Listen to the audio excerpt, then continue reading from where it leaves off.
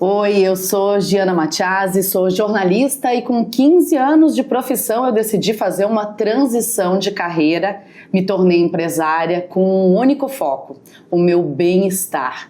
Antes de começar, eu convido você a fazer algo bem simples. Inspira, segura um pouquinho e solta. Esse é o Respira, um podcast para falar de saúde física, saúde mental, para falar de bem viver. Tudo isso sem pressa, sem culpa e sem aquelas fórmulas mágicas que na maioria das vezes nem funcionam. Hoje eu vou falar de uma dor feminina. Uma doença que atinge de 10 a 15% das mulheres em idade fértil, mas que ainda é tão pouco falada, muitas vezes chega a ser banalizada. As mulheres acham que sofrer com dor é normal. E não é, né, doutor? Doutor Marcos Travessa, especialista em endometriose, vai falar dessa doença que assusta tanto nós mulheres e que atinge muitas. Eu fiquei assustada, né, com esse percentual, né, doutor? Né? É. Então, Diana, mais uma vez, é uma gratidão você tendo abraçado essa doença, você que foi madrinha aí do nosso Movendo, no mês de março, que é o mês representativo da conscientização da endometriose. A gratidão sempre será eterna por você ter abraçado essa causa e nada mais justo do que você falar sobre a prevalência, que é altíssima, né? A gente estava falando aqui antes de iniciar a nossa conversa que a gente tem a estimativa de que 10 a 15% das mulheres em idade fértil, a gente considera a idade fértil aí em torno dos seus 15 aos 50 anos, mais ou menos, essas mulheres são acometidas por essa doença, por endometriose, tá? Mas a gente está falando aí dos casos que são notificados, ou seja, aquelas mulheres que conseguiram ter acesso ao diagnóstico, foi diagnosticada e notificada, né? Então a gente acredita que isso seja muito maior, que esses números sejam muito maiores, justamente porque a maior parte das mulheres, ou grande parte das mulheres, elas não conseguem ter acesso ao diagnóstico. E a gente crê que muito dessa falta de acesso ao diagnóstico está relacionado a justamente aquilo que você falou, a normalização da dor, né? Então, eu costumo dizer, quando a gente vai conversar, falar sobre endometriose, talvez você não conheça alguma mulher que chega a dizer a você que ela tem endometriose, mas com certeza você conhece alguma mulher que quando começou a menstruar, ela falta aula, vive na enfermaria. Então, vive na enfermaria do colégio, falta faculdade, não busca o médico. Então quando busca o médico é dito que é normal, que quando casar passa, que quando tiver o primeiro filho passa, quando tiver a primeira relação passa. Com isso eu não quero dizer que todas essas mulheres têm endometriose, mas com certeza grande parte delas tem sim a doença e elas precisam ser investigadas e adequadamente tratadas. O senhor sabe que eu fico sempre pensando, quando fala dessas dores femininas, né? Essa dor da cólica mesmo era uma coisa que a gente sempre ouviu e inclusive a mãe, vó, tia, minha filha, a cólica é normal, toda mulher tem. Eu fico me perguntando se isso fosse uma dor masculina, se ia ser tratado da mesma forma, né?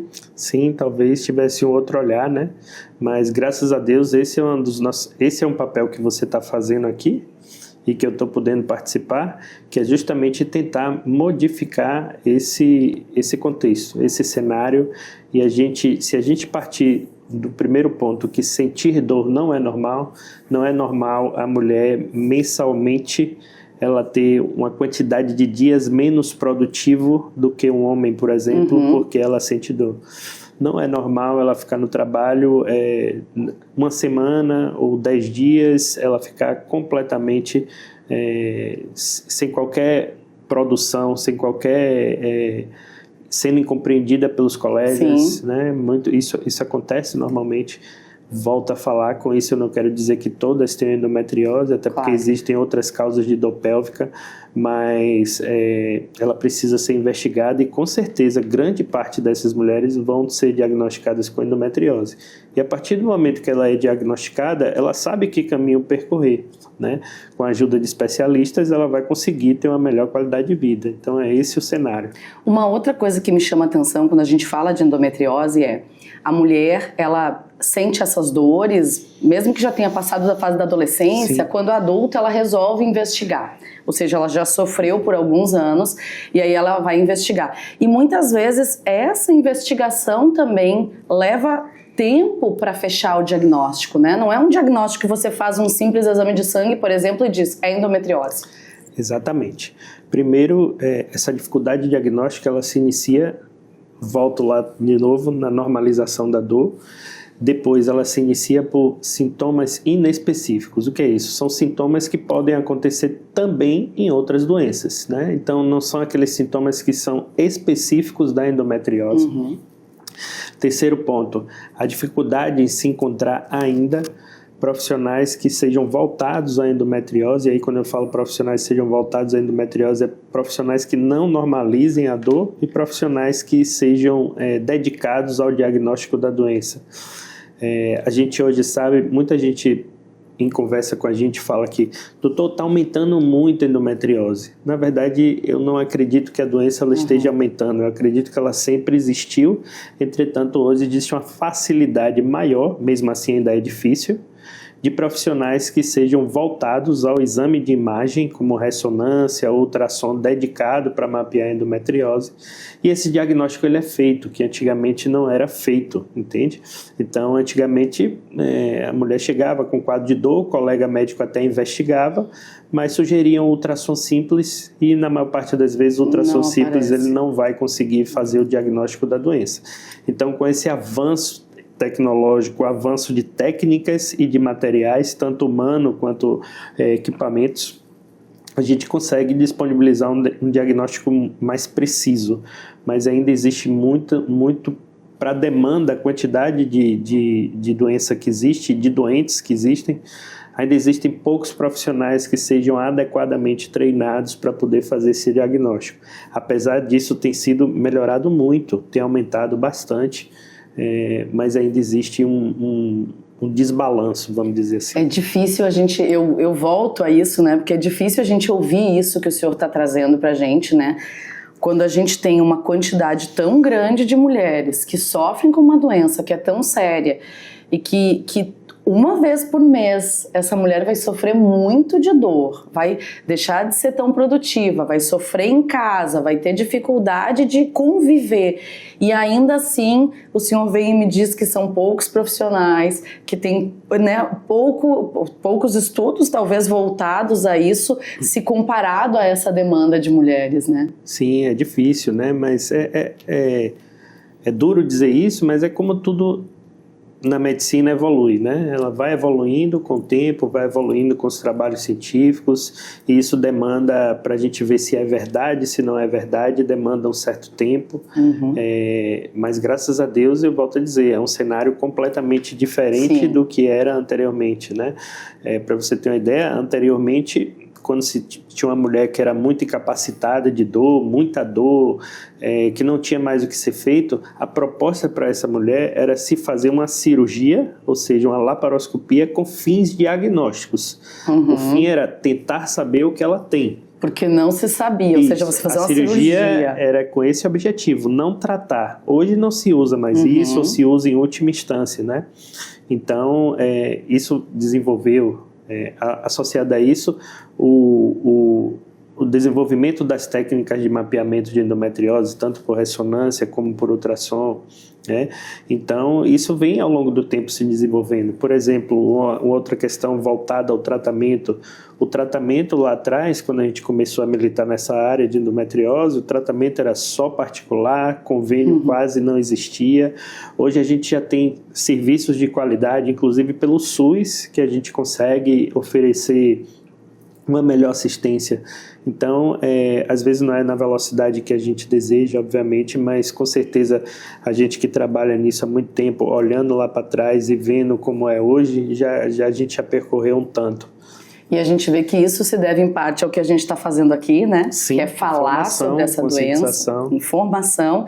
O evento Movendo, que é muito lindo, um evento que a gente sabe que vocês estão de fato se movendo o ano inteiro, mas no mês de março, que é o Março Amarelo de conscientização à endometriose, aqui em Salvador é feito um evento muito bonito, onde mulheres que sofreram com a endometriose, mas tiveram o diagnóstico, muitas que queriam muito engravidar, porque a gente vai falar disso também, né? A questão da infertilidade ligada à endometriose.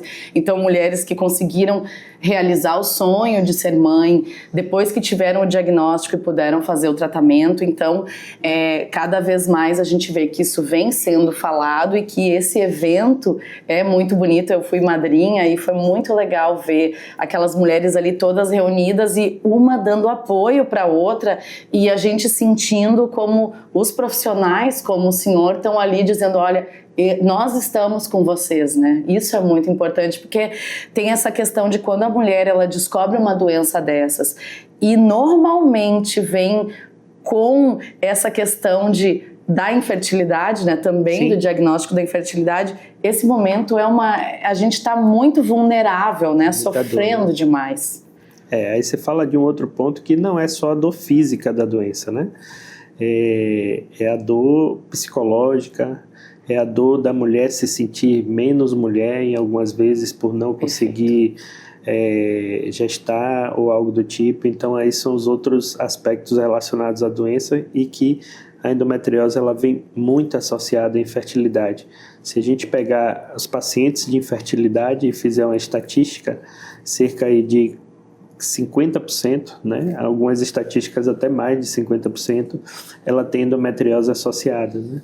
Então faz parte talvez aí do estudo da dificuldade de engravidar feminina a busca por se essa mulher tem ou não endometriose, tá? Associada. Às vezes, Giana, o que acontece na jornada dessa mulher é que ela começa a menstruar lá no início, na adolescência, começa a sentir muita dor, ela busca o médico, por algum motivo, sugere tratar a dor sem investigar, tá? E aí não tô julgando aqui se é falha, se é erro, se não é. Fato é que ela precisa melhorar daquela dor e a forma que ele consegue é usando um anticoncepcional, bloqueando o ciclo menstrual. Então ele bloqueia o ciclo menstrual, a menina melhora a sua qualidade de vida para continuar a sua vida, o exercício de suas atividades diárias, e isso vai ao longo do tempo nessa toada, até que em algum momento, quando ela se casa, ela deseja engravidar, suspende o anticoncepcional e aí ela se depara com a dificuldade grande de engravidar. É nesse momento que ela vai descobrir a endometriose, tá? Então, às vezes a endometriose ela se manifesta não com aquela característica de dor muito intensa, cólica intensa, ou dor fora do período menstrual, ou dor para defecar. Não é a dor o que chama mais atenção. Vai ser nesse cenário da dificuldade de engravidar. Mas grande parte das vezes ela vai se manifestar lá na frente. E aí lá na frente pode ter danos maiores, né? E até a própria idade da mulher, que já se passou bastante tempo, né? Ela pode ser um fator associado à endometriose, um fator aí dificultador na questão da gravidez. Então agora a gente vai falar, porque assim, quando a gente pensa na endometriose, endométrio, útero, a questão da infertilidade, claro, mas aí vem uma outra coisa que me chama muito a atenção e que eu só fui saber há pouco tempo, que a endometriose ela não atinge só o útero, ela pode ir para outros órgãos. Então a minha pergunta é, essa menina que se tornou mulher e está ali fazendo uso de anticoncepcional e tal, mas essa endometriose, ou seja, ela pode migrar para outros órgãos, o que mais grave pode acontecer com essas mulheres? Tá. Então eu vou falar um pouquinho do que é endometriose, né? Para a gente tentar entender e contextualizar. Toda mulher que tem útero, dentro do útero, ela tem uma camada de células que reveste o útero internamente, que é chamada de endométrio. Se a mulher não usar anticoncepcional, esse endométrio todo mês ele cresce, ou seja, fica espessado, esperando a chegada de um bebê, tá? Obviamente, a maior parte dos meses a mulher não engravida. E a partir do momento que os hormônios eles declinam, então existe um descamar desse endométrio. Esse endométrio volta a ficar fino e sai em forma de menstruação. O que ficou grossinho lá dentro do útero, ele sai em forma de menstruação. Então, toda menstruação, ela tem endométrio, não é endometriose, tá? Uhum. Apesar da ciência e da medicina tentar elucidar a causa da doença, fato é que ainda não existe uma causa muito bem definida. Existem diversas hipóteses que são estudadas, entretanto, nenhuma delas consegue explicar todos os casos da doença. Fato é que esse endométrio que devia estar ali no local corretinho dele, ele vai para dentro da barriga, se implanta atrás do útero, pode se implantar nos ovários, nas trompas, no intestino, na bexiga, no ureter, que é o canal que leva a urina do rim até a bexiga, às vezes no músculo diafragma, que é o músculo que divide o tórax do abdômen, pulmão e uma série de outros locais. Do mesmo jeito que o endométrio que ele está no local normal, ele responde aos hormônios, o endométrio que está no local equivocado, ele também responde aos hormônios. Então, de uma forma grosseira, para o público entender, é como se sangrasse também para dentro da barriga. E aí, obviamente, o nosso organismo, que tem defesas próprias, interpreta que aquele endométrio está no local errado, leva células inflamatórias para aquele local para tentar combater aquelas células que estão no local errado, e isso gera um processo inflamatório muito intenso. Aderências, né, entre os órgãos, células inflamatórias, liberação de substâncias inflamatórias causando muita dor, e daí vem toda uma cadeia e uma cascata de eventos que são danosos à mulher, à paciente, tá? Falando em gravidade, o que é que de mais grave pode acontecer? A gente tem muito receio e muito medo, entre aspas, da endometriose afetar a função de determinados órgãos. Exemplo, eu falei aqui que a endometriose ela pode pegar o ureter, tá? O ureter é o canalzinho que leva urina, que é produzida no rim, ela escoa por esse ureter e vai até a bexiga. Se ela pega o ureter, a depender do grau que ela pega e do tempo que isso ocorra, ela pode estrangular o ureter. Tem um acúmulo de urina no rim e, ao longo do tempo, esse rim ir perdendo sua função. Tá? Então, a gente já teve alguns casos de pacientes, em torno de 9 a 12, se eu não me engano, de pacientes que precisaram tirar o rim, porque já não tinha mais função, o rim se transformou em um saco, sem função, e ali propicia a formação de cálculos, tudo porque a endometriose ela foi invadindo, foi pegando o ureter lateralmente, e ali, quando foi descoberto, já estava numa situação que o rim já não era mais funcional, né? Nesse processo, essa mulher foi sentindo dor naquela região ou é silencioso? Então, aí a gente tem duas vertentes. Tem casos que foram silenciosos, tá? E aí talvez não tivesse muito o que ser feito ao longo do tempo, e teve outros casos que passou por muita dor e não foi adequadamente guiado na sua jornada, né? E aí talvez aí eu coloco meia culpa tanto dos pacientes que porventura por algum motivo foram orientados, mas não buscaram a ajuda adequada, e outros que também não tiveram a orientação correta ao longo da jornada. E aí, uma vez que essa mulher começa a descobrir e descobre a endometriose, como é que ela é tratada? Há uma cura para a endometriose ou não? Então, essa sempre é um debate muito grande, inclusive no meio médico. A gente evita falar de cura de algo que a gente não conhece a causa. Tá? Mas fato é que na medicina, se a gente for observar, a grande parte das doenças elas não são curáveis, mas elas são tratáveis, né? Então a endometriose estaria nesse grupo de doenças que são tratáveis, tá?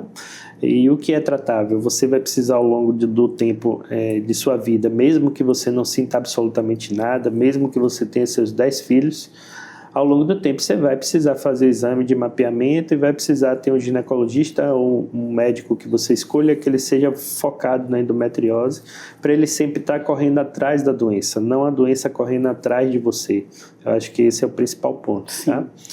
E aí o tratamento ele envolve uma série de aspectos, não só aspectos relacionados à medicação e nem só aspectos relacionados a tratamento cirúrgico quando este é necessário, que não é a maior parte das vezes, tá? O tratamento voltado à medicação, ele visa controlar os sintomas. A gente não usa um remédio tendo o objetivo de diminuir as lesões ou fazer com que as lesões desapareçam, não. O objetivo é tentar controlar a sua dor. Lembra que eu falei lá quando a gente estava falando de endometriose, que o anticoncepcional ele vai bloquear ali e fazer com que o endométrio ele não espesse, que ele não fique grosso. Então, esse é o objetivo usando o anticoncepcional e com isso, consequentemente, tentar melhorar a qualidade de vida, que é tentar controlar a dor daquela mulher. Associado a isso, como é uma doença inflamatória crônica, existem diversos outros aspectos relacionados ao controle inflamatório da doença que faz com que essa mulher melhore a qualidade de vida. E a gente está falando de alimentação acompanhada pelo nutricionista, com a dieta anti-inflamatória, a gente está falando de exercício físico, tá? Exercício físico regular, a gente está falando de qualidade e quantidade de sono, né? A gente está falando de fisioterapia pélvica, psicólogo em algumas situações. Então, para tentar contornar e melhorar a qualidade de vida dessa mulher em todos os seus aspectos, né? Não só na questão da lesão propriamente dita, tá? E quando eu falo isso, é com ou sem a cirurgia, tá? A cirurgia ela pode sim, e em alguns casos ela pode ser necessário, mas com ou sem a cirurgia, a mulher ela deve manter esses hábitos para que ela possa melhorar a sua qualidade de vida e ter uma vida mais produtiva, uma vida de qualidade, uma vida sexual também bacana, né? Isso tudo influi. Quando é que ela vai precisar fazer uma cirurgia? Pronto, perfeito. São 4 situações. A primeira delas a gente já conversou aqui, que foi naquelas situações onde a gente envolve risco de perda de função do órgão. Endometriose no ureter. Eu sei que ela tem risco de perder o rim, eu não vou deixar isso acontecer. Eu vou precisar ser agressivo e intervir com a cirurgia para que não aconteça isso, tá? Esse é um ponto. A outra situação, essa é a mais frequente inclusive, a paciente que está fazendo tudo de maneira adequada, todo aquele arsenal terapêutico que a gente falou, e nada disso está resolvendo em relação à melhora de qualidade de vida ou de dor. Eu não tenho mais uma outra ferramenta a oferecer para ela para tentar melhorar a qualidade de vida que não seja a cirurgia, tá? A terceira situação, lembra que eu falei que os casos eles são é uma doença crônica que precisa ser acompanhada ao longo do tempo, então a gente precisa também correr atrás se essa doença está avançando ou não. Caso essa doença ela esteja avançando, a gente então propõe o tratamento cirúrgico como alternativa, porque a gente infere que seja uma doença agressiva e a gente precisa ser mais agressivo com ela. E a quarta situação é nos casos de infertilidade conjugal, ou seja, o casal está tentando engravidar, não consegue, avalia-se outras questões relacionadas à infertilidade e vê que encontra apenas como obstáculo a endometriose. Então a gente propõe a cirurgia na tentativa de aumentar as chances de sucesso de gravidez. Essa cirurgia é você abrir, enfim, fazer a incisão ali onde está aquele acúmulo de endométrio para limpar mesmo aquela região, é isso? Tá, então, quais são os objetivos da cirurgia? Primeiro objetivo é evitar a disfunção de algum órgão, como aquilo que a gente falou. Segundo objetivo, melhorar a qualidade de vida. E o terceiro objetivo é através de aumentar as chances de maternidade. Tá? Então, guiando por esses objetivos, o que a gente precisa fazer é restaurar a anatomia, o mais próximo lá do que Deus fez, né? Obviamente nunca será igual. E para isso a gente precisa descolar os órgãos que estão todos aderidos, colados. Além disso, retirar as lesões de endometriose, os nódulos de endometriose que estão ali nos seus diversos locais. Porque a gente retirando, a gente retira também o fator que está sendo causador do processo inflamatório, né? E ali melhora aquele ambiente inflamatório, melhora a dor e melhora a chance de fertilidade. Então esse é o principal objetivo. É bom então que agora a gente fala um pouco de esperança, né? Porque dor, quando você começa a sentir muita dor, né? Quando você convive com a dor, isso não dá... Essa dor, ela gera até uma depressão, uma tristeza, porque Sim. é muito difícil lidar com isso, né? E quando isso vem associado a um diagnóstico de você, por enquanto, não vai conseguir ser mãe, aí desmorona tudo, né? Porque aí, além da dor, você tá se sentindo menos mulher, como o senhor mesmo já falou, e eu já passei por isso, né? Não com a endometriose, mas com o meu diagnóstico de falência ovariana, mas é inevitável. Por mais que todo mundo chegue para você e diga, não, não é isso, ali dentro a gente está sentindo menos mulher, a gente está se sentindo seca, a nossa esperança está desmoronando, né? Tá indo pelo ralo. E aí eu queria que o senhor falasse um pouquinho, né? Tudo isso que a gente trouxe aqui é muito ruim, mas fazendo o tratamento direitinho, seguindo as orientações médicas, tem chance, né, da mulher poder engravidar, tem as fertilizações também aí para ajudar, né? Tem muita ciência aí ao nosso favor. Perfeito. Eu acho que falando de esperança, e aí é uma coisa que eu lido muito no consultório, né? Que às vezes chega mulheres com dificuldade de engravidar, chega mulheres com muita dor e que a gente, no caminho do diagnóstico, a gente não encontra a endometriose, mas também não encontra o que é o fator causador daquilo. Uhum. Eu acho que para mim é o mais angustiante. Às vezes eu digo para elas entenderem, eu preferia dar o diagnóstico da endometriose porque eu sei que caminho trilhar e sei o que vai levar esperança a você, o que vai melhorar na sua jornada, tanto em relação à dor quanto em relação à fertilidade. Então, muitas vezes eu prefiro ter o diagnóstico da endometriose, mesmo que essa endometriose às vezes seja avançada, eu sei que lá no final o desfecho para ela tem uma tendência, obviamente, tem riscos cirúrgicos associados, etc. Isso aí a gente precisa tratar individualmente, mas eu sei que tem se ela fizer a jornada correta, se ela seguir o passo correto, se tiver o apoio de profissionais que sejam especializados, o desfecho dela vai aumentar. A gente sabe que as chances da mulher com endometriose ter sucesso na fertilidade, na maior parte das vezes elas conseguem engravidar naturalmente. Ter o diagnóstico de endometriose não é sinônimo de impossibilidade de engravidar. Tá? Então, grande parte delas vão conseguir engravidar naturalmente. Outra parte vai precisar de algum tipo de ajuda, e aí tem os tratamentos de fertilização, né? Fertilização in vitro, etc. E uma pequena parte não vai conseguir ter sucesso na gravidez de forma nenhuma, né?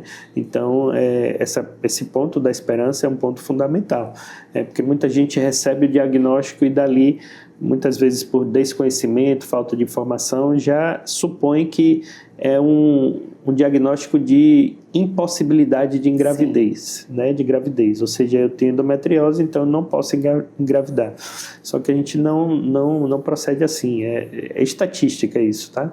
A maior parte consegue engravidar naturalmente, grande parte precisa de algum tipo de assistência de fertilização in vitro, e uma parte muito pequena não vai conseguir engravidar de forma nenhuma. E aí, doutor, como é importante, né, principalmente que os médicos tenham essa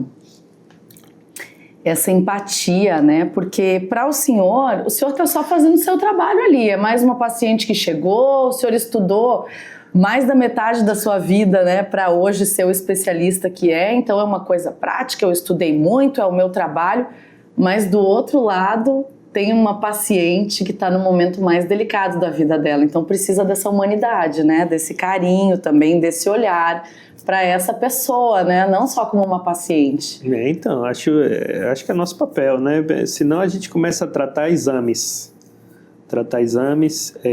tratar barrigas, e não é cada pessoa que está ali naquele centro cirúrgico, cada mulher que está ali levando o exame para mim no consultório, ela tem uma história que carrega nela, né?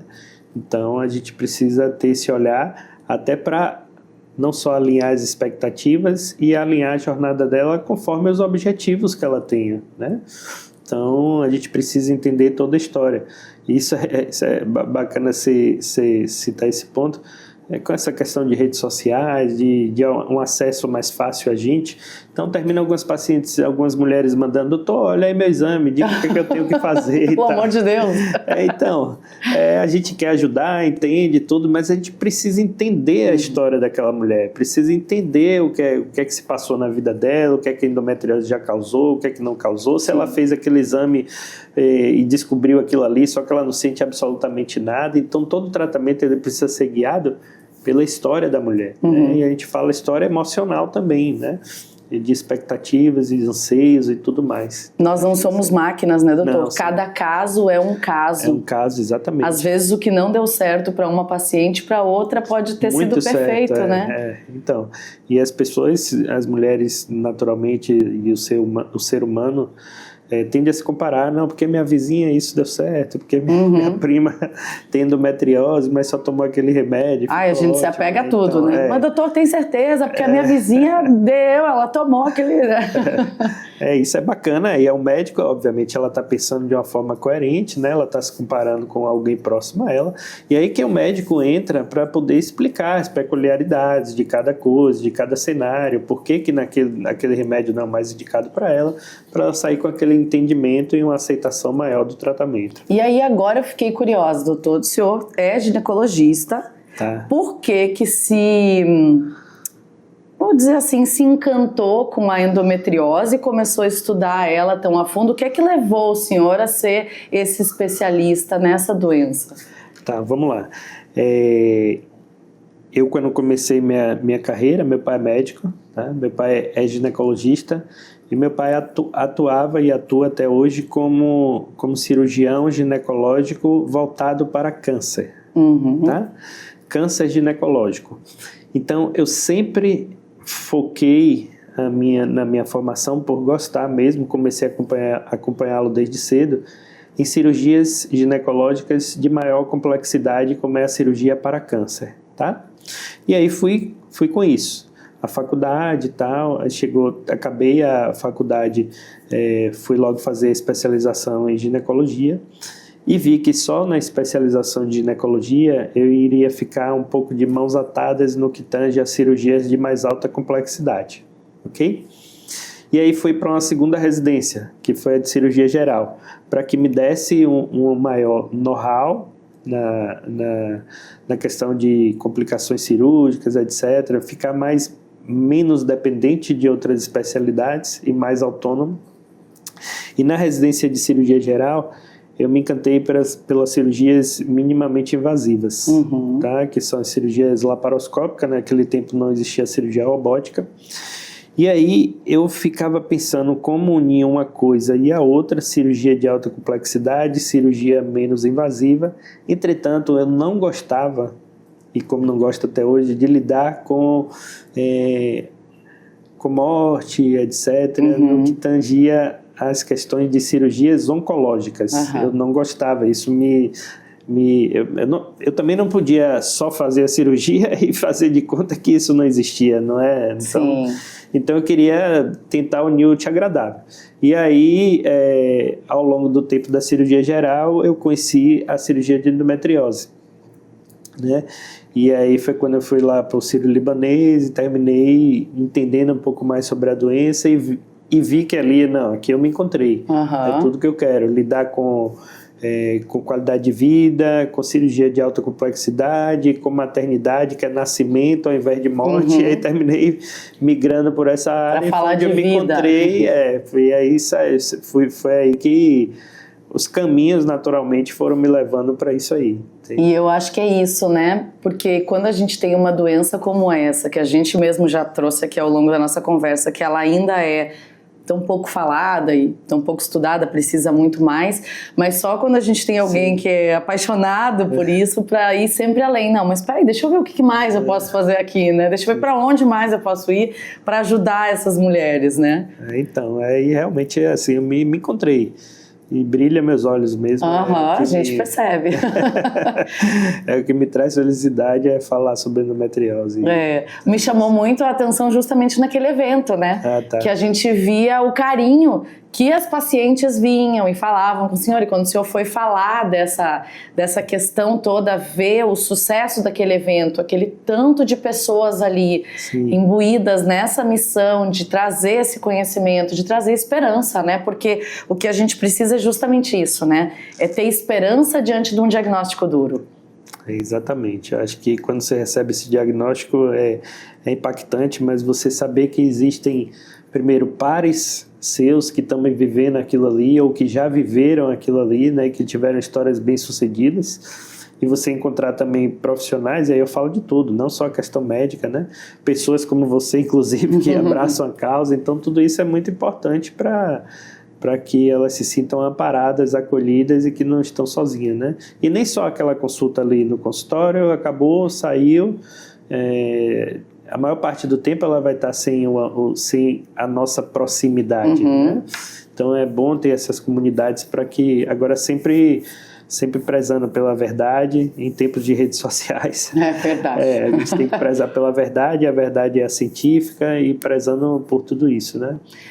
Só para a gente encerrar, para falar dessa doença, a gente falou dela no início da vida da mulher, quando ela se torna mulher com a menstruação, e aí ela vive isso ao longo da vida, vem a questão dos filhos, e quando ela entra na menopausa, ou seja, quando essa menstruação cessa, acabou o problema da endometriose?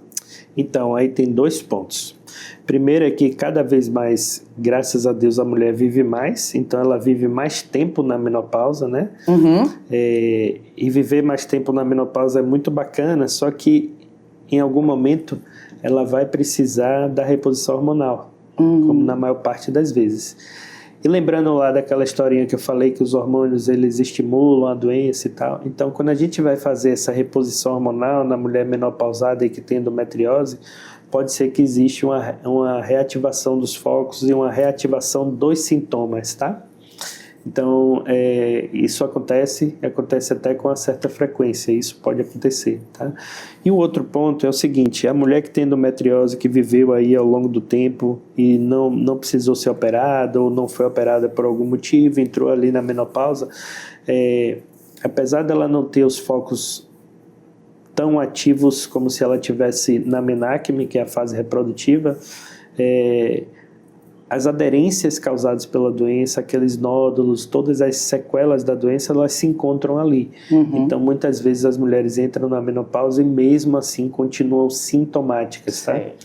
Então, a gente não pode encarar que menopausou, não tem mais endometriose, esqueça de acompanhar. Não faz sentido.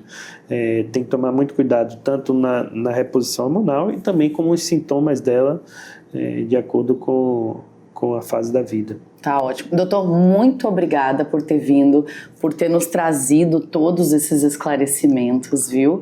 Eu fico muito feliz que o senhor tenha vindo aqui hoje. Não, a gratidão é nossa. Mais uma vez agradeço você agora presencialmente, ao vivo, por ter abraçado a nossa causa lá do Movendo. Espero que outros venham. Com certeza. E a gratidão é nossa de estar aqui com você, respirando e falando sobre endometriose. Isso aí.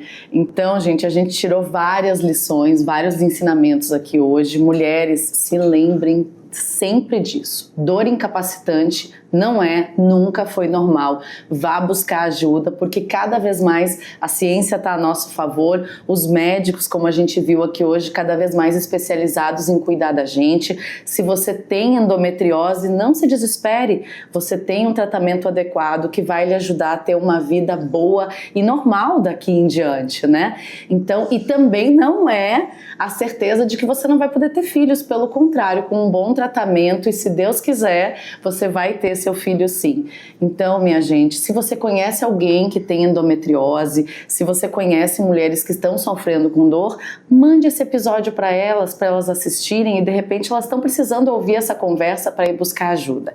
Antes de encerrar, eu lembro a você, como é que está a sua respiração agora? Como é que você está se sentindo? Faça uma pausa no trabalho, vai dar uma voltinha, vai esparecer, de repente ler o capítulo de um livro, certo? É isso aí, eu espero que você fique muito bem e até o nosso próximo episódio.